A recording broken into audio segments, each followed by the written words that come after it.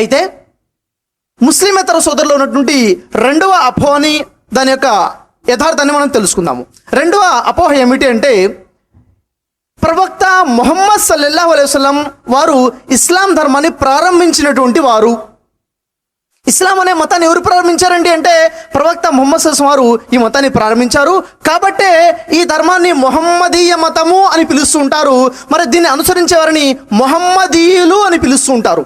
మరి వాస్తవానికి ఇస్లాం ధర్మాన్ని ప్రారంభించింది ప్రవక్త ముహమ్మద్ సల్లల్లాహు అలైహి వసల్లం వారా? ఈ ధర్మం పేరు మొహమ్మదీయ మతమా? దీన్ని అనుసరించే వారిని మొహమ్మదీయులు అంటారా?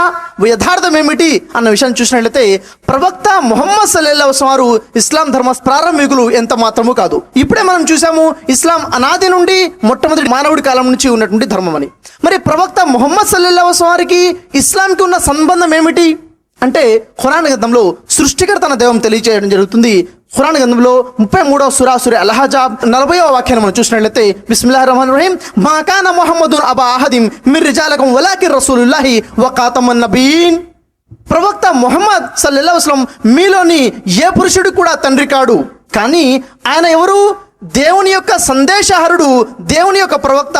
ఆయన ప్రవక్తల పరంపరను సమాప్తం చేసేటువంటి చిట్ట చివరి ప్రవక్త.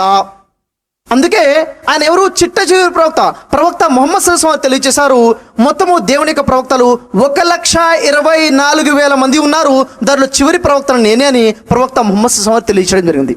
ప్రవక్త ముహమ్మద్ సల్లల్లాహు అలైహి వసల్లం తెలియజేశారు, ఇస్లాంని ఒక ఇంటి యొక్క ఉదాహరణ ఇస్తూ, ఒక ఇంటి యొక్క నిర్మాణం ఏమైతే ఉంటుందో ఆ ఇంటి యొక్క నిర్మాణము పరిపూర్ణంగా ఉంది, కానీ ఆ నిర్మాణంలో ఒక్క ఇటుక మాత్రం లోపించి ఉంది. ఆ లోపించి ఆ చివరి ఇటుకే, ఏకైక ఇటుకే, చిట్ట చివరి ఇటుకే నేను అని తెలియజేయడం జరిగింది. ఎప్పుడైతే ఆ చివరి ఇటుకని తీసుకెళ్లి ఆ ప్రదేశంలో పెడతారో ఆ ఇల్లు పరిపూర్ణమైపోతుంది. అదే విధముగా నాతో ఇస్లాం పరిపూర్ణమైందని ప్రవక్త ముహమ్మద్ సల్లల్లాహు అలైహి వసల్లం వారు తెలియజేయడం జరిగింది.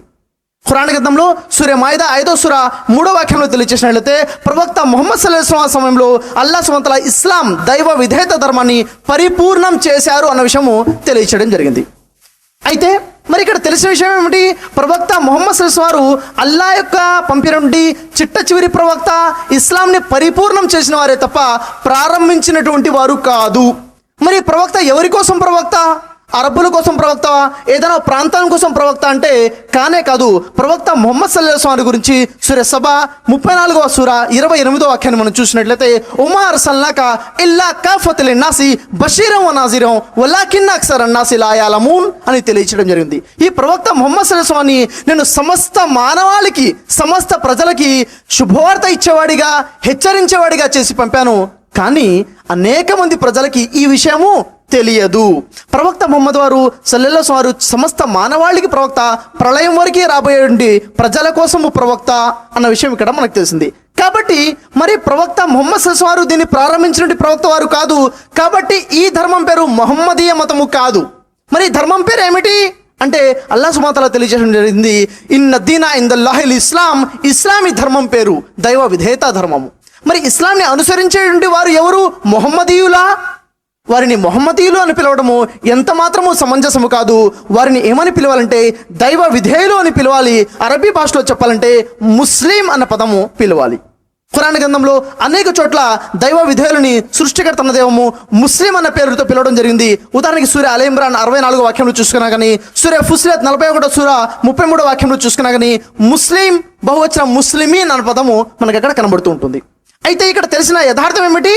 ఇస్లాం ధర్మాన్ని ప్రారంభించింది ప్రవక్త ముహమ్మద్ సల్లల్లాహు అలైహి వసల్లం వారు కాదు. ఈ ధర్మం పేరు మొహమ్మదీయ మతము కాదు. వీరిని మొహమ్మదీయులు అని పిలవడం సమంజసం కాదు. ఈ ధర్మము అనాది కాలం నుంచి ఉన్న ధర్మము. రెండో విషయము, ఈ ధర్మం పేరు ఇస్లాం. వీరిని అనుసరించే వారిని ముస్లింలు అని పిలవడము యథార్థము అన్న విషయం మనకు తెలిసింది.